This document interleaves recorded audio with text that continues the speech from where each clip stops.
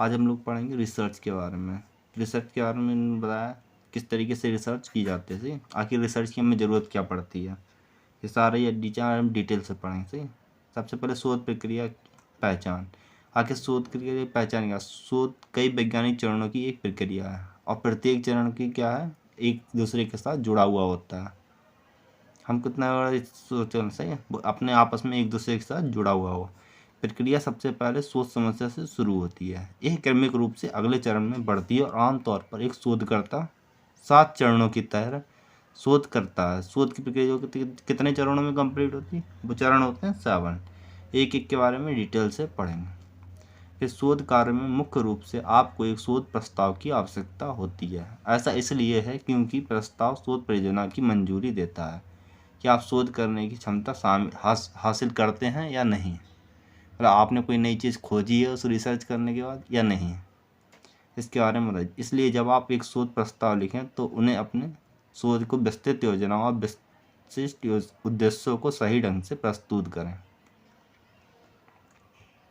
सबसे पहले क्या है, शोध में हमें शोध की समस्या का पहचान करना। आखिर हम किस चीज़ के ऊपर रिसर्च करना चाहते हैं उसके बारे में पता होना चाहिए और फिर उसे अच्छे से परिभाषित करना आना चाहिए।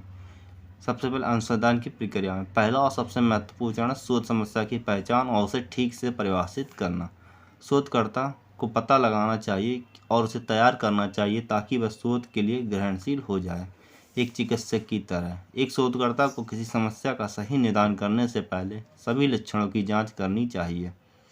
ठीक है, ये तो थ्योरेटिकल है। अगर आपको क्वेश्चन आंसर पूछने यूजीसी नेट कैसे पूछता है, तो कम्युनिटी टैब में जा करके इन प्रश्नों के उत्तर दे सकते हैं। रिसर्च से रिलेटेड सारे प्रश्न वहाँ पर अपलोड कर दिए जाएंगे।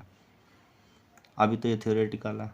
किसी समस्या को सही ढंग से परिभाषित करने के लिए एक शोधकर्ता को पता होना चाहिए कि समस्या क्या है। अगर हमें समस्या ही नहीं पता होगी तो हम उस पर रिसर्च क्या करेंगे, किस चीज़ के बारे में बताएंगे लोग, इसका ये समाधान है। फिर समस्या की चयन करने से पहले निम्नलिखित बातों को ध्यान में रखना चाहिए। सबसे जो से हटा दिया गया है उसे सामान्य रूप से नहीं चुनना चाहिए क्योंकि उस पर एक नए रूप में स्पष्ट करना मुश्किल होता है। नेक्स्ट, एक औसत शोधकर्ता विवादास्पद समस्या का चयन नहीं किया जाना चाहिए। जब भी हम क्या करें रिसर्च करें तो क्या कोई विवादास्पद जिस पर क्या विवाद खड़ा हो जाए उसको क्या समस्या का चयन नहीं करना चाहिए, उस टाइप की समस्या को पहले से ही हटा देना चाहिए। नेक्स्ट पॉइंट, बहुत संकीर्ण या बहुत अस्पष्ट समस्या से बचा जाना चाहिए। जो चीज़ स्पष्ट नहीं हो रही उसे क्या करें, उसे भी रिसर्च में लिखना नहीं चाहिए। ठीक है, उसके बारे में शोध के लिए चुना गया परिचित या व्यवहार होना चाहिए। सही, वो व्यवहारिक रूप से होना चाहिए, तब ये हमें क्या अपने रिसर्च में रखना चाहिए। नेक्स्ट पॉइंट, विषय का महत्व। शोधकर्ता की योग्यता, प्रशिक्षण, समय और कारक ये सब क्या है उसमें होना चाहिए। ठीक है, हमारे रिसर्च में किसी समस्या का चयन प्रारंभिक अध्ययन से पहले किया जाना चाहिए। यदि हम किसी समस्या का चयन कर रहे हैं तो क्या सबसे पहला ही चरण ही ये होता है कि हमें क्या उसका चयन करना है समस्या का। फिर शोध प्रश्न का निरूपण, किस तरीके से शोध को रखते हैं, उसका पहला चरण क्या होता है, शोध क्षेत्र का चयन। शोध समस्या का निरूपण व्यक्तिगत साहित्य, पिछले शोध जो भी पुराने शोध हैं उनको क्या अच्छे से पढ़ लेना पहले से ही, ताकि हम अपनी फील्ड में क्या अच्छे से रिसर्च कर सकें। फिर व्यापक क्षेत्र का उपक्षेत्र में विभाजन, जैसे अगर कोई बड़ा क्षेत्र है तो उसे क्या छोटे छोटे टुकड़ों में बांट देना या टीम वर्क करना या ग्रुप में कोई वर्क कर देना। फिर रुचि के क्षेत्र पर ध्यान केंद्रित करना, अगर हमारा उस चीज़ में रुचि है या इंटरेस्ट रखते हैं तभी क्या उस क्षेत्र में रिसर्च करें। जैसे हमारा जो मेन सब्जेक्ट है उस पर क्या हमें फोकस होना चाहिए, तभी हमारा होना चाहिए। जैसे हमारा सोशोलॉजी है किसी का तो उसमें क्या उसे रुचि होनी चाहिए, तभी वो क्या है अच्छे से रिसर्च कर पाएगा। अगर कोई रुचि नहीं है सोशल वर्क में तो क्या करेगा, कुछ नहीं करेगा। फिर चरण 4, अंतराल की पहचान करना और शोध प्रश्न उठाना।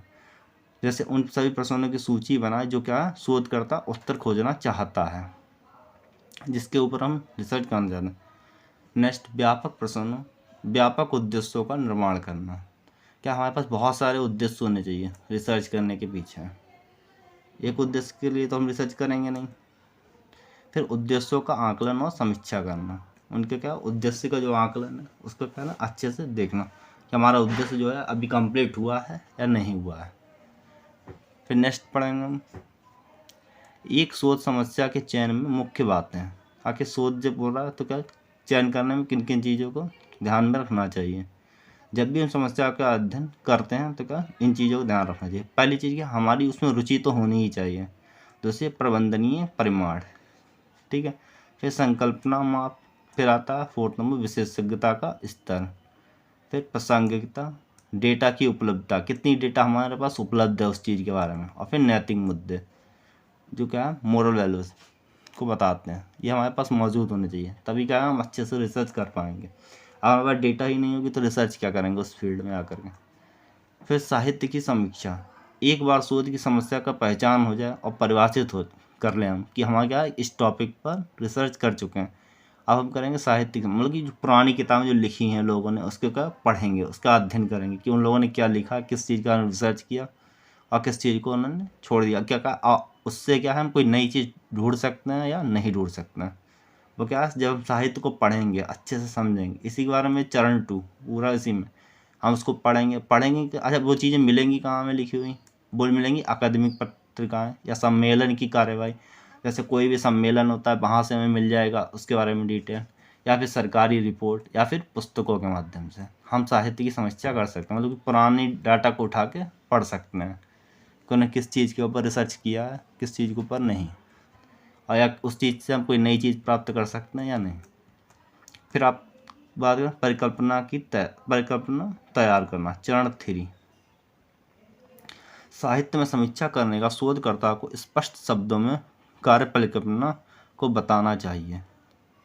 परिकल्पना किसी समस्या के समाधान के बारे में की गई एक अस्थायी धारणा है। परिकल्पना क्या है, हमने किसी के बारे में पहले से ही थोड़ा बहुत सोच रखा है और हम उसी से रिलेटेड क्या है बात करेंगे। शोधकर्ता समस्या को सटीक बनाता है, ठीक है, उसके बारे में कुछ महत्वपूर्ण जान, जैसे शोधकर्ता समस्या को सटीक कब बनाएगा, जब शोध कार्य विशेष केंद्रित परिष्कृत होता है, जब हमारा शोध कार्य क्या है किसी एक के विषय पर लेकर केंद्रित होगा, उसी पर हमारा फोकस होगा, पूरा उसी पर ध्यान होगा, उसी के बारे में हम बताएंगे डिटेल से, ठीक है। फिर शोधकर्ता आगे बढ़ता है समस्या से कैसे संपर्क किया जाए, जैसे मान लो हमें कोई कोविड-19 मान लो वो समस्या आती तो हम लोगों से कैसे मिलेंगे, फिर वहाँ पर उनसे कैसे जानकारी कैसे फैला है वहाँ पर, इसके बारे में डिटेल से फिर उसको क्या नोट करना।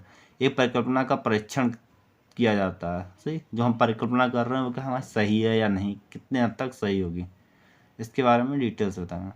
फिर परिकल्पना एक व्यवहारिक सिद्धांत में बदल जाती है, जब क्या हम वहाँ पर जाएंगे तो हमारा व्यवहार भी मायने रखता है, ठीक है, किस तरीके से हम वहाँ पर क्या परिकल्पना, हम एक सोच तो रखा कि हम इतना वर्क कर लेंगे उस चीज़ में, लेकिन जब मैदान में उतर के क्या उतना वर्क कर पाएंगे या नहीं, ठीक है।